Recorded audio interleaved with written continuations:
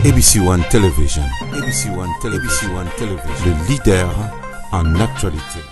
Na profiter de l'occasion oyo pour na kopesa mbote na bandeko nyonso oyo bazali na mboka na biso République démocratique du Congo à partir ya Kinshasa na pesi bandeko nyonso mbote oyo bazwami na Afrique bisika na bisika pe na pesi bandeko nyonso mbote oyo bazwami na États-Unis bazwami na Espagne bazwami na France bazwami na Belgique bisika nyonso bazwami na pesi bino mbote na kombo na Yesu Masia wa bino pasteur Léon Alolo ya église La Source awa na Kinshasa na kanisi banda lelo boko banda kolanda biso na émission na chaîne oya ABC1 na émission na biso La Source de la vérité émission La Source de la vérité na nzela nango to banda ko panza sango malamu ya Yesu Masia parce que Yesu Masia ndadi source ya nyonso source ya bosolo pe source ya mapamboli na biso alors to bonde nzambe Père éternel, te pèse merci pour n'angonga oyo permettre nazala canal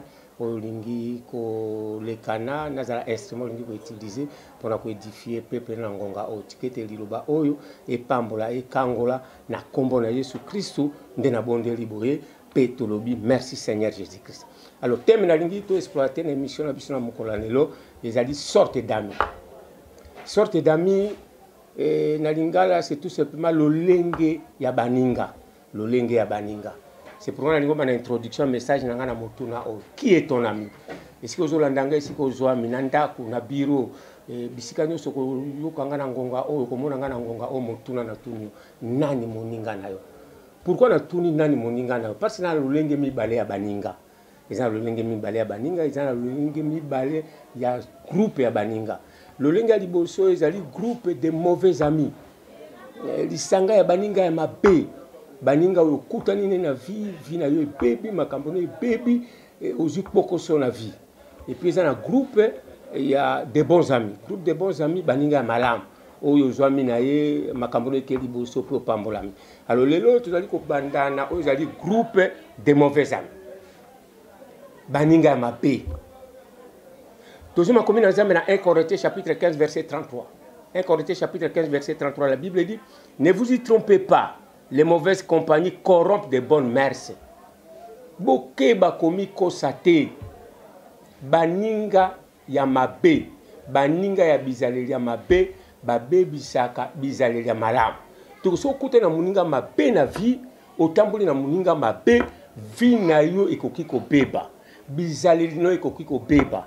Alors, bien aimé dans le Seigneur, nanzela wana nde to bandi directement na ami de groupe ya ba mauvais amis. Groupe ya liboso ezali ami porte malheur. Ami porte malheur.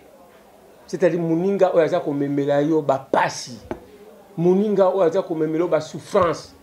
Tango zalaki yo moko ozo sala makambo na ozo tambula na koluka na mombongo ozali ko réussir na vie. Tango zalaki yo moko na no bali te peut-être makambo zo kende liboso. Mais depuis beaucoup tani na muninga wana ba pasi bandi ko kitela yo. Makambo no za ko simba susute. C'est pourquoi, bien aimé, pour tous les exemples bibliques et confirmer ma camarade Loba, Jonas chapitre 1 verset 7. Dans Jonas chapitre 1 verset 7, la Bible dit, et ils se dirent l'un à l'autre, venez et tirons sort pour savoir qui nous attire ces malheurs. Ils tirèrent le sort et le sort tomba sur Jonas. Balobi bango na bango. Boya to beta zeke. Poto yeba nani aza komemela biso pasi oyo. Ba beti zeke. Zeke wana ekoi epa ya Jonas. Donc Jonas azalaki auteur ya souffrance. Ya bato bazolo bato mituna to yeba pasi oti wana. Histoire ezali ni bien aimé. Nzambe alobi na Jonas. Namoni mabe ya mboka Ninive. Namoni mabe ya bato ya mboka Ninive. Kende kote ya sango malamu. Bible lobi Jonas olia kene na mboka Ninive atosa ndenge Nzambe ayebisi makomi na Nzambe lobi ete Jonas akei na ville ya Jafon akoti na masuwa afuti tiki akoti masuwa destination Tarsis alobi akima musika na Nzambe bene mo kima musika na Nzambe te ozala na likolo ozala na se na mai nzambe azali wana. Alors tango akomi na ville ya Japon afuti billet na ye akoti na masuwa na Cécile ezalaki na bapassager ezali na bato bazali kokende kosala mimbongo na bango na mboka Tarsis ezali na bato bazali kokende kosala baaffaire na bango. Alors Jonas etango adésobéir na nzambe atiki kokende na mboka Ninive akima na mboka Tarsis akoti na kati ya masuwa azalaki déjà est désobéissant. Azalaki déjà mutu moko azali na se akanda na nzambe. Azalaki mutu moko akomema malheur na bato parce qu'il n'était plus avec Dieu. Akoti na kati ya masuwa tango masuwa ebimi na libongo ebandi kokende na ebale ya munene makomi na nzambe elobi ete mbonge moko ya makasi mupepe moko ya makasi nzambe atinda yango na ebale. Et mupepe wana ekomi na niveau ti elingi okende kobebisa masuwa mpe bato bakufa. Pourquoi mupepe oyo ebimaki na ebale? Pourquoi nzambe atindaki bambonge oyo? Parce qu'il y avait Jonas na kati ya masuwa un porte-malheur. On comprend le temps qu'on a développé, on comprend qu'il était vraiment un porte-malheur. Alors tant que bambonge oyo salemi boîte masuwa bandi ko sala neti e pasuka e dinda batambusi masuwa ba capitaine bakolo masuwa batali balobi tete. En tout cas, solution allait tout le monde que biloko to memi na kati ya masuwa eleki ebele. Alors si c'est comme ça, alors to bois ka biloko mususu na mai. Babandi ko bois ka biloko na mai. Et nazali si biloko babandi ko bois ka wana, ezali na biloko ba commerçant. Ezaba tu mususu bazali ko loteka biloko na bango. Ba bois ki yango na mai. Donc perte salemi. Donc à quelque sorte c'est a mis aussi des régressions. Au côté de makambo comme ko dinda, au côté de makambo za ko simba susu te. Ba bois ki yango na mai. Et tant que je biloko na mai, Bible oublie te Jonas akena kobe. Na kati na se masuwa ke kolala pongi et Bible oublie te pongi moko ya makasi. Et tant que bato bazali ko boka biloko souffrance bazali ko salema, bien-aimé Jonas alali. Et ça ba Jonas mususu ya lolenge na kati ya libota. Quand vous souffrez, quand vous passez na kati ya libota, ba maladie ça ko kota, biloko ça ko simbate. Il est l'auteur. Mais asali semblant neti ezali ete. Ya zola la pongi. Ils ont makabusuna na kati ya libota ozomona boza ko tungisa maboko ti mabondeli boza ko souffrir après mais ya la lipongo. Ils ont le belé loko moko te. Alors bien aimé bato baboki biloko au fur et à mesure baza ko boka biloko contre ba mbongo za ko s'aggraver. Imaginez bato batanga bien aimé makamba masuwa. Bayebi peut-être que makambo za ko sala mais ko sala ba kilo baboki kilo ezala ki ba kilo te. Il y avait un problème. Ezala mutu moko ezala ki un porte-malheur, un désobéissant. Mutu azali disana se ya malédiction ya nzambe ya kanda na nzambe. Alors tango oyo capitaine masuwa motambisa masuwa akiti na kobe akikuta Jonas ala lipongo. Pongi akosakana te. Ala musi Jonas. Alors mais toujours comprendre te. Biso awa situation zo lekana à quelque sorte à expliquer parce que la Bible ne dit pas mais tango akuti ke bazo souffrir ya zo lala. Mais mozo lala bo peut-être ndengeni. Est-ce que makambo ni yo sal mozo monango te? Mais bon, il a peut-être un ensemble, il y a autant de kanda ou okita. Bien aimé Jonas à la l'époque. Deux hommes ont dit que ça va tout Jonas na kati famille, ba porte malheur, a memi malheur na kati famille, mais il est à l'aise, il dort calmement, mais il y a des gens qui sont en train de souffrir. Alors bien aimé, tango ba eko la musene parce que bango ba bondela qui disait ba bondela suite des alités, ba miyo mekata ko bondela. Comme ce suite me ko salema. Bien aimé dans le Seigneur, ce que j'aime. Dans le texte, on a posé 4 questions à Jonas. Et 4 questions, que Sungayo, bien aimé dans le Seigneur, que na vie na yo, pour na ko tamboula na mutu, il faut peut-être que tu n'as que 4 questions. À cause de un ami de malheur. Première question, Batouni. Quelles sont tes affaires? Musala na yoni. Osala kanini. Bien aimé, ozo tambla na mutu. Ozo sala nsela na mutu. Jonas na kati ya masuwa azo kende na batu. Mais ba yebi musala na ete. Eza batu musulo tambla bango yebi musala na ete. Tamuso za muyibi. Tamuso na mutu moka misala mabe. Tam supona nzela ne mabeza ko sala bako kanga yo. Comment ko tambula na muto yebi muto musala sala kate. Donc ozo mimi na domaine ya libala, ozo na mobile azako yaza ko sopelo mpoka no sopelo biloko. Mais oyebi musala sala kate. Oyebi musala sala kate. Wana Jonas a répondre eloko moko te. Balandi si deuxième question, d'où viens-tu? Où tu wapi? Mais muto yebi place ya utite, oyebi place ya fanda kate, oyebi musala sala kate, amina yo. Wana zo benge pire nga mokofi ya ngai. Ele ngai, elati ngai. Non, bien aimé dans le Seigneur. Cherchez à savoir quand même. À ça la canine, à où tu wapi? Je ne sais pas répondre. Bamati, c'est troisième question. Batounier, Balobi, quel est ton pays? Mboka na yo. Je ne sais pas répondre. Baïko qui c'est la quatrième question. Babi, quel peuple est-il? École na yo. Mais vous savez une chose, je peux te dire, Nangonga, il n'y a pas de rapport entre la lumière et les ténèbres. Mais les gens battu musu, bazana misala molili. Les gens battu musu, bayebi nsampete. Mais on a des pires, on a des moutons qui ont confiance. Non, bien aimé, cher Seigneur. Cherchez quand même 3-4 questions. Yakoyeba, Asala Kanini, Aouti Wapi, Ekolo Naye, Mpoka Naye. C'est très important, ça peut vous orienter. Yakoyeba quand même Moutou. Il y a un moment même dans Facebook, même dans les côtés, les gens battent sous les lots. Maintenant, ça va mariage, on a Facebook.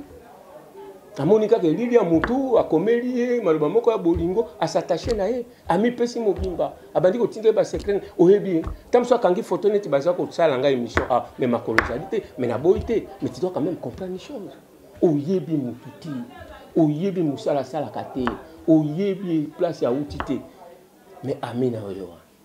Alors bien aimé, et loko zo sala nga passé, na mituna mine oyo, Jonas alobi, je suis hébreu. À d'autres termes, Nazari école ensemble. Ce qui est là, Nazari mon Christ, quelle sorte de mon Christ est désobéissant. Mon Christ est au bout et tinda ensemble.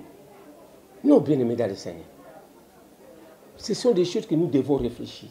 Alors, et là, que ça l'a bien aimé, qu'il faut pas une solution pour être qui m'a écouté. Jonas, j'aime trop Jonas. Jonas est mon lobby après que beta zeki après que tout le monde lobby ngande nazali auteur ya makambo ngande nazali la cause ya makambo o souffrance na bino eze pananga ben mais c'est to cause ba tandengo na famille tango passe na kati ya libota yonde ntoki yonde magicien rosicrucien nazela nous ko sacrifier libota ba bazali ko kufa au nom de l'amour oza ko lia bango hein yozela ka ba kufa na famille pour mi bomba on a combo ya bolingo sombeli bango ba cercle au sel makambanenge pour ba bossa na kezalio non bien aimé il faut que yeba ki ngandi na zali origine Jonas alobi ngai makamunyo so boza ko souffrir zali ngai et puis ayiko pesa suite ya kozwa kimi na maso alobi bobwa kanga na maso na mai so bobwa kanga na mai kimi ko kota bien ba Jonas tant ba se séparer kaka na Jonas ba bwa ke na mai calme continue na maso. C'est pourquoi bien aimé naiko yebisa. Ba tulokola entre guillemets ba Jonas na femme. O yokuto andimaki. Bongo boba boya ka kontima. O ba boya ka kontima bien aimé la seule solution ce n'est pas la prière. La seule solution bien aimé ezali gente. Ba tu ndenge oyo ba boya kana bango ko bongwama. Ba boy ko tika mabe na bango. Bien aimé la seule chose il faut qu'on se cabane. Il faut se séparer. Bien aimé je vais dire à quelqu'un azako yoko ngana ici kozali.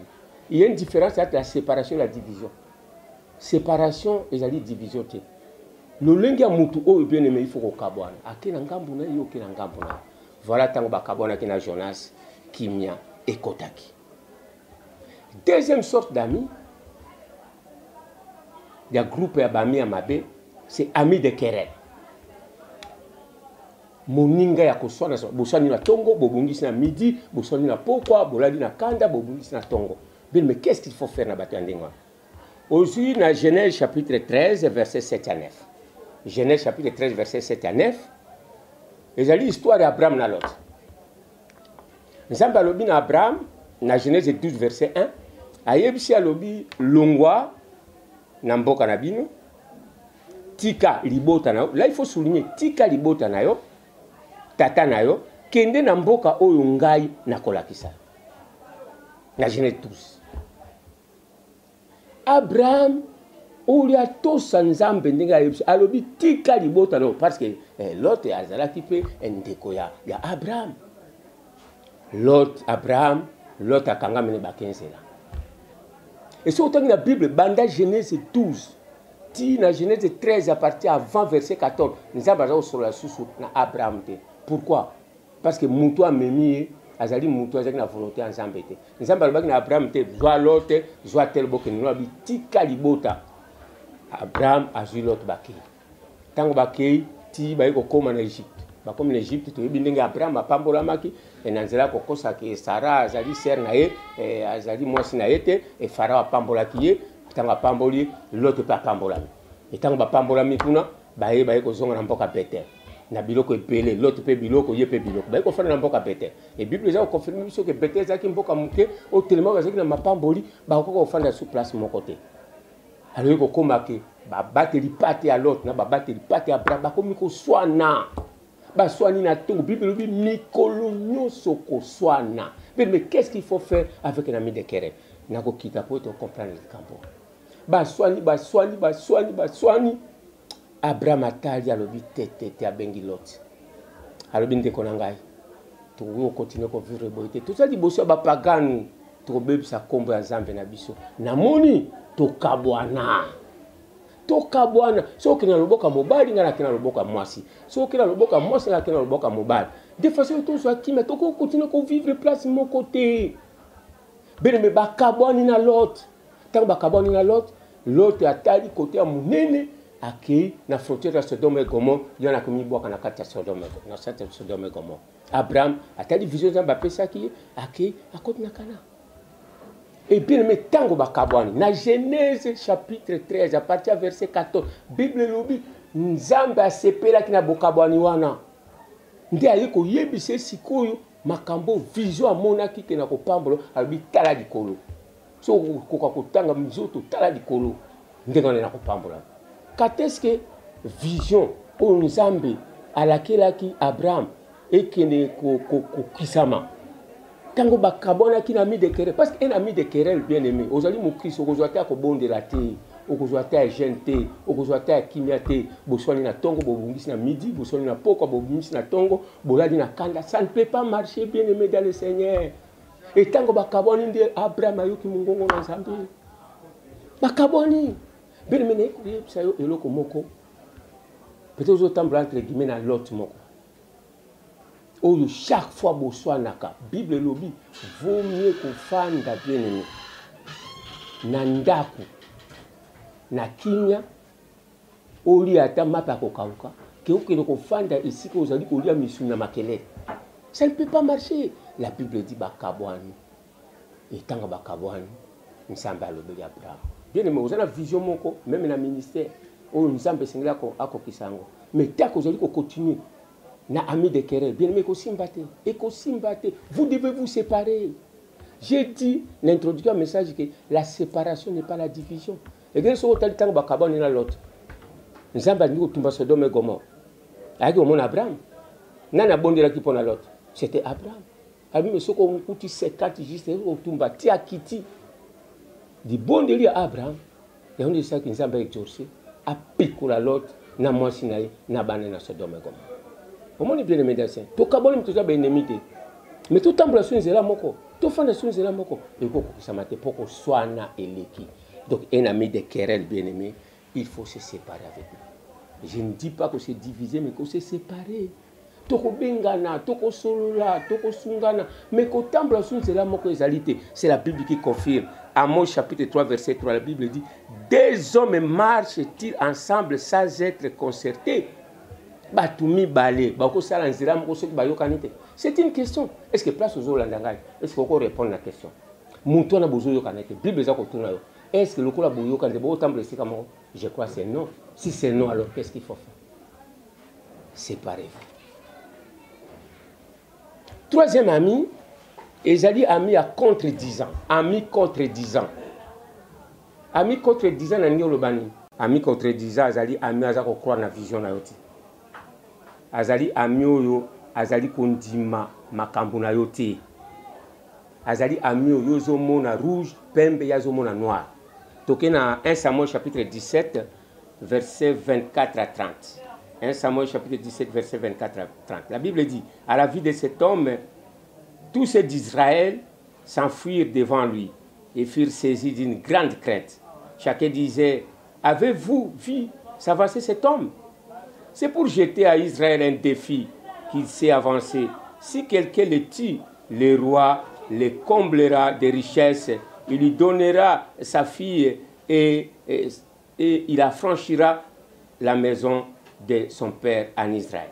David dit aux hommes qui se trouvaient près de lui, que fera-t-on à celui qui tuera ces Philistins et qui ôtera l'opprobre de dessus d'Israël? Quel est donc ce Philistin, cet incirconcis, pour insulter l'armée du Dieu vivant? Le peuple répéta les mêmes choses, lui dit, c'est ainsi que l'on fera à celui qui les tuera. Et Eliab et son frère aîné, qu'il avait attendu parler ainsi à ces hommes, fut enflammé de colère contre David. Et il dit, pourquoi est-il descendu et à qui as-tu laissé ces peu de brebis dans le désert? Je connais ton orgueil et la malice de ton cœur.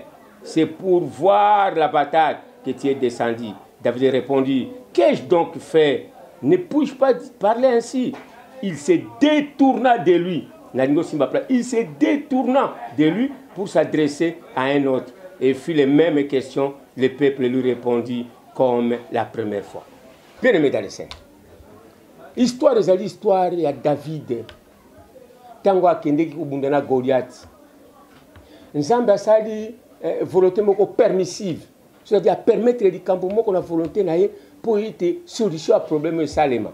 Bible lobi 40e jour oyo Goliath a nyokolaki kochola peuple d'Israël parce qu'il a bitumbani Goliath azako bima. Na ngo pesa profil à Goliath. Goliath azaki na 3 mètres de long. Bien aimé, ce n'est pas facile. 3 mètres de long. Azalaki ba kazaka azali kolata ezali ko peser 65 kg. Azali na likonga moko azali ko simba na loboko kutu mutu na musamu tazo ko simba ngo serviteur na king mutu na yango ezali ko peser 7 kg. Et le mutu azali ko bima tongo pokwa devant Israël, devant roi Saül, personne azali ko oser ko bimisa mena loboko na yako bonto. Alors 40 jours à défi bien aimé dans le Seigneur, nous allons permettre à cette volonté permissive papa David atindi David akini bisiko bitumbe za atikila bande kone biloka koli. Alors, comme il a coûté justement bien aimé dans le Seigneur, 40e jour, il tombe dans le Salem. Alors, David a tout mis bateau bazaki pembeni. Mais nani azali ko finga libota à Israël bo. Nani no bakata ngezate mu pagana zo sa na nzambe ya bomo iboye. Batangi Goliath. Balbi muto akoboma Goliath. Ya liboso. Akokoma na bomengo ya mingi. Ya mibale. Saul akobalisa ye mwana na ye ya misatu libota na ye kokangola mape kozala lokumu. Bien tala vision munene o David akokuta na terre. Vision ya libala, vision ya kokangolama, vision ya bomengo. David a s'accaparé na vision. Et tant que bazali kosolona batu oyo yaya na ye Eliab yane propre azali koyoka bango. Tango yoki ndengo na pesi kanda bengi David. Alors, il y a très orgueilleux. Il y a une parenthèse,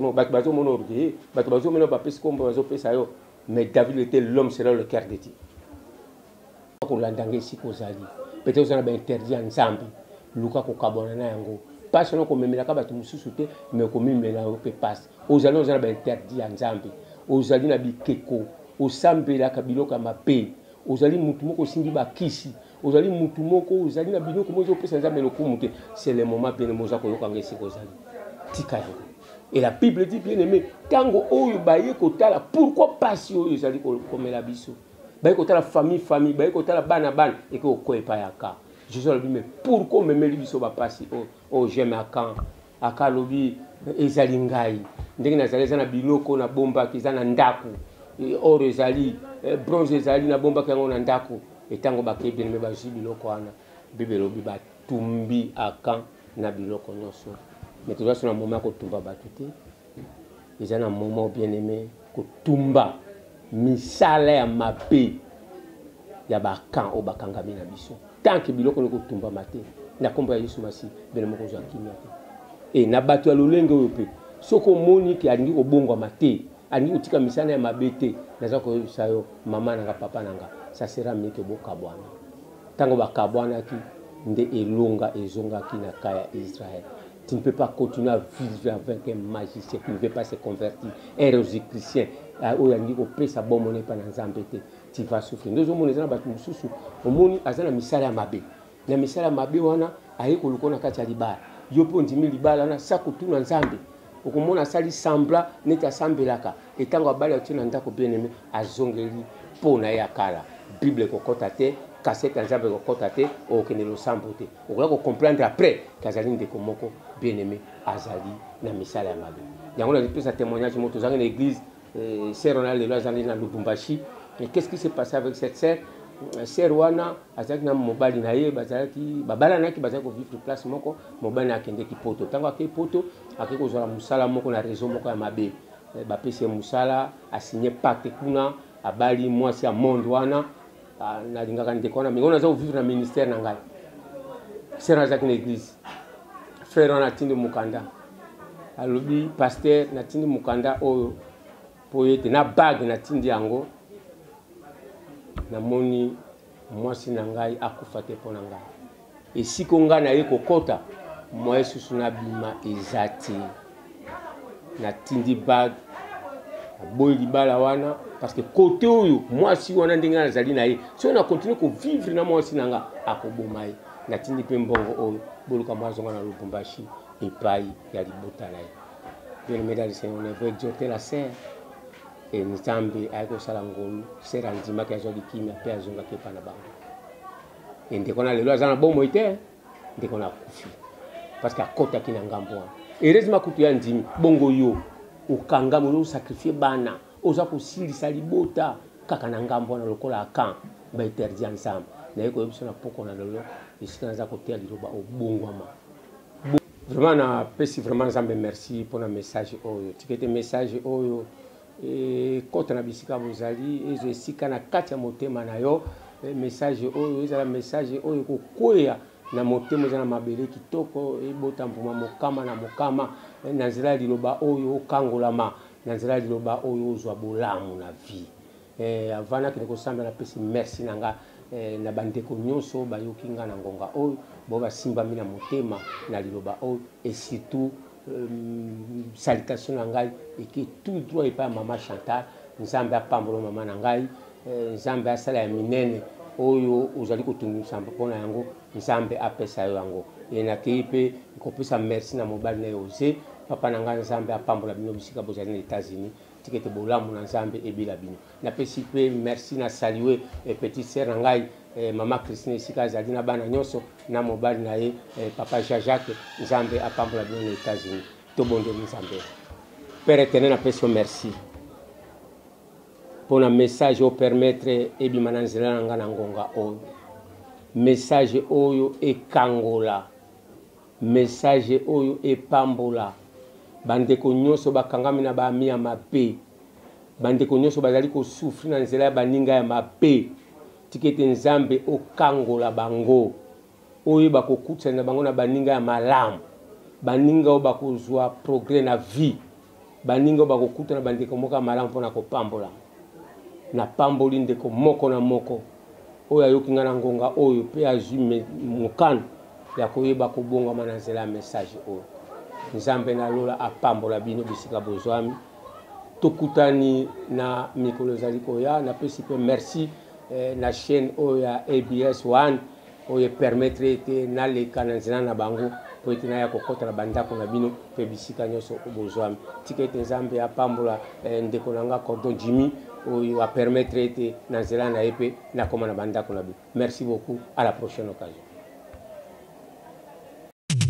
ABC One Television. ABC One Television. ABC One Television. Le leader en actualité. Actualité politique de la RDC, d'Afrique et le reste du monde. ABC One Television. Le leader en actualité. Actualité locale et internationale. ABC One Television. ABC One Television. Actualité sportive, le football, boxe et autres. Actualité religieuse en RDC, en Afrique et le monde. Actualité culturelle de tous les pays africains. ABC One Television. Les leaders en actualité, c'est ABC One Television.